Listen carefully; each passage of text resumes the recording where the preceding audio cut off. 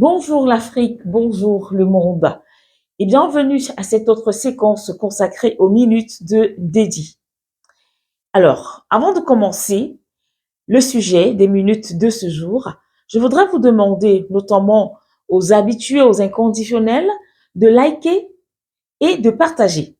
Parce que je sais que vous savez que ce qui est dit dans le cadre des minutes de Dédi sont tout simplement matière à partager et surtout à liker. Alors faites-le si vous êtes déjà bien positionné, que vous venez justement de cliquer sur la nouvelle publication des minutes de Ndedi. À tous les nouveaux, à toutes les nouvelles personnes qui ont entendu parler des minutes de Ndedi et c'est votre première fois de me prendre là direct. Merci de vous abonner pour très souvent faire agrandir la communauté et surtout partager, partager massivement les messages de sensibilisation, les messages de dénonciation qui sont donc qui passent par les minutes d'Indedi. N'hésitez pas à les partager parce que ce que nous affirmons sur les minutes d'Indedi, c'est avec des preuves. Ce ne sont pas justement, j'ai envie de dire, des informations factices. C'est après découpage d'informations que nous nous permettons de venir les partager avec vous. Alors, l'une des dernières informations que nous avons recoupées et recoupées, est bien sûr l'arrestation de M. Kémy Séba du côté de Cotonou au Bénin, plus précisément à l'aéroport.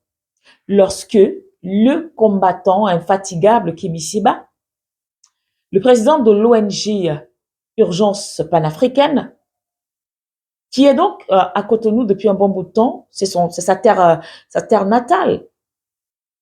Il est béninois, pour ceux qui ne le savent pas, mais il se revendique être panafricain ou panafricaniste, parce qu'il, tout comme moi, quand tu es africain, tu dois te sentir bien, tu dois te sentir chez toi dans tous les pays du continent.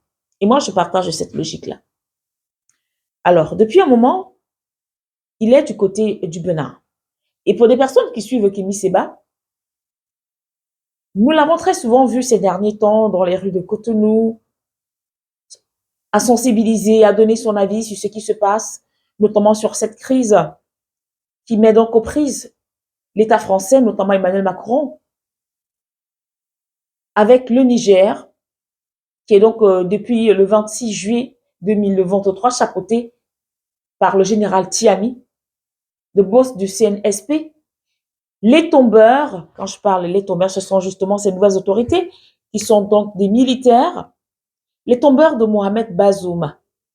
Et donc la situation de Mohamed Bazoum donne tellement des insomnies à monsieur Macron qu'il est au bord du gouffre. Il ne comprend pas ce qui se passe. Il n'arrive pas à comprendre comment est-ce que son uranium est en train de glisser entre ses mains, lui, le tout-puissant Emmanuel Macron. Le tout-puissant Emmanuel Macron de la France de Gaulle. Il n'arrive pas à comprendre ce qui se passe. Que ce soit un petit pays comme le Niger. Et oui, petit pays parce que très souvent, c'est la dénomination qui a été accolée à ce pays du Sahel, à ce pays de l'Afrique de l'Ouest, à ce pays, j'ai envie de dire, du continent africain. D'ailleurs, tous les pays africains, pour les Occidentaux, sont des petits pays pauvres, malnutris, misérables. Mais chose bizarre, c'est dans ces pays malnutris, pauvres et misérables qu'ils viennent faire fortune, ces Occidentaux.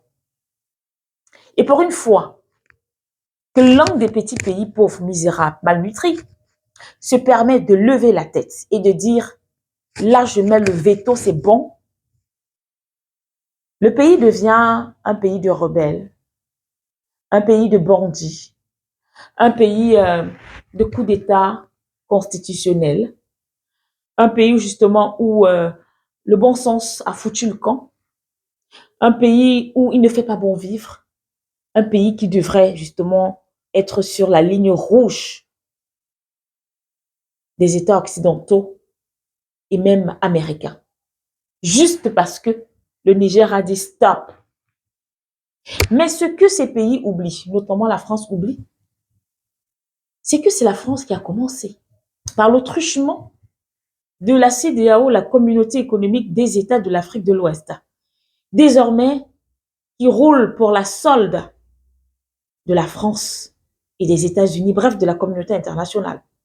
Je dis bien communauté économique des États de l'Afrique de l'Ouest, pas des États occidentaux ou américains, de l'Afrique de l'Ouest. Lorsque sera attendu à ce que cette CEDEAO ou encore cette institution sous-régionale serve tout simplement de support, de soutien aux États africains. Que nenni, c'est le contraire.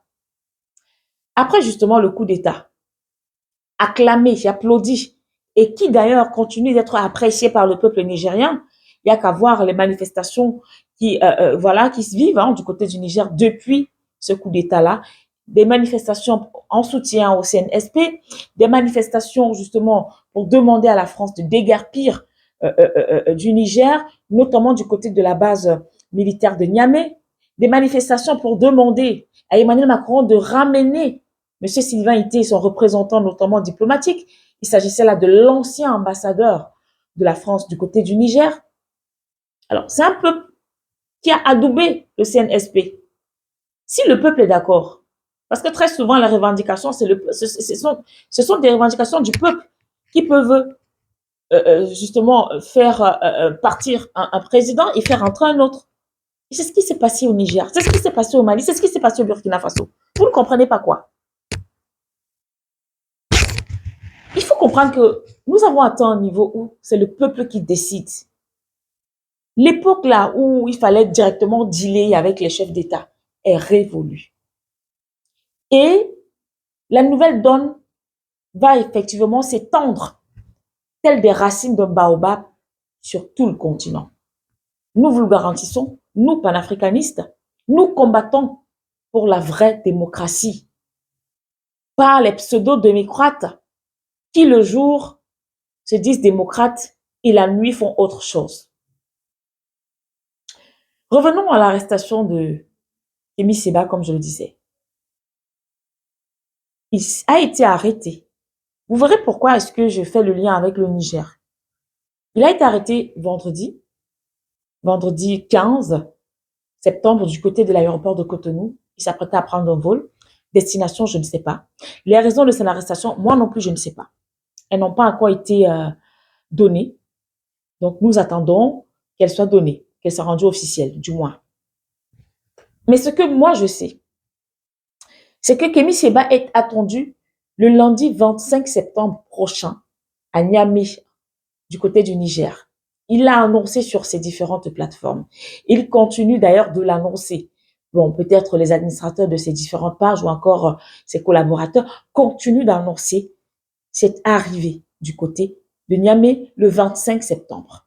Et lorsque nous savons la crise qui suit encore le divorce qui est quasiment consommé côté nigérien avec la France, et quand Kémy Séba programme un voyage et communique sur ce voyage, ça en dit long. Et que au Bénin où il se trouve, il y a quelques jours de cela, un navire français a accosté. Le navire de la discorde au sein de la population béninoise, mais qui, ma foi, est muselée.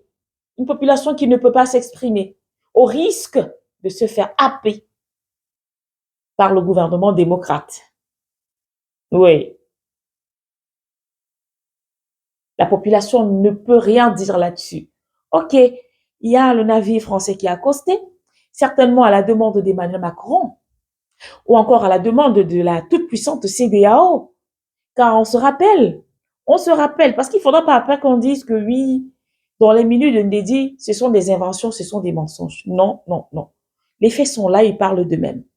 D'eux-mêmes. Au lendemain des coups d'État, il y a une multitude de sommets qui ont été organisés, les sommets des chefs d'État, les sommets des ministres justement de la sous-région, et même l'État-major.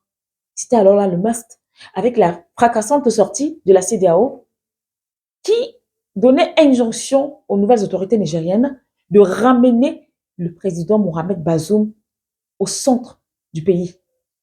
Et c'était à la demande de M. Emmanuel Macron. Et c'est vrai parce qu'il a dit, juste à l'annonce du coup d'État, lui qui n'est pas nigérien, lui qui est français, il a fait une sortie, il a fait un point de presse où il a justement relayé son mécontentement. C'était visible dans son visage que ça n'allait pas. Et il a dit qu'il était prêt à tout faire pour que Mohamed Bazoum reprenne sa place. Et jusqu'aujourd'hui, c'est le discours qu'il tient. Quand il dit que la seule personne à demander à son ambassadeur de quitter le territoire nigérien, c'est Mohamed Bazoum, alors que c'est un président déchu et par les nouvelles autorités et par le peuple. Pour qui est-ce qu'il se prend? Il se prend pour le patron du Niger. Alors, ce sont ces éléments qui nous amènent à penser et à croire surtout que Emmanuel Macron est derrière cette arrestation. Déjà, pourquoi? Parce que il y a notamment la Côte d'Ivoire, le Sénégal, qui ont affiché clairement leur position. Et les soldats de ces pays-là se sont dit, par le truchement, justement, on va le dire, parce qu'on a vu aucun soldat sortir et dire, oui, nous, on va aller là-bas, nous allons aller combattre. Ce sont leurs chefs d'État, notamment M. Alassane Draman Ouattara, qui l'a signifié, je crois, lors d'un point de presse. Il a dit qu'il était prêt à donner voilà, des hommes pour aller au cas où, finalement, il attendait le coup de sifflet de Macron. Ces hommes devaient se rendre du côté du Niger. Pareil pour le Sénégal. Mais sauf que M. Talon ne s'est pas prononcé ouvertement. Il a fallu que le navire français accoste à Cotonou pour que les gens comprennent en fait que lui aussi, il avait donné son OK.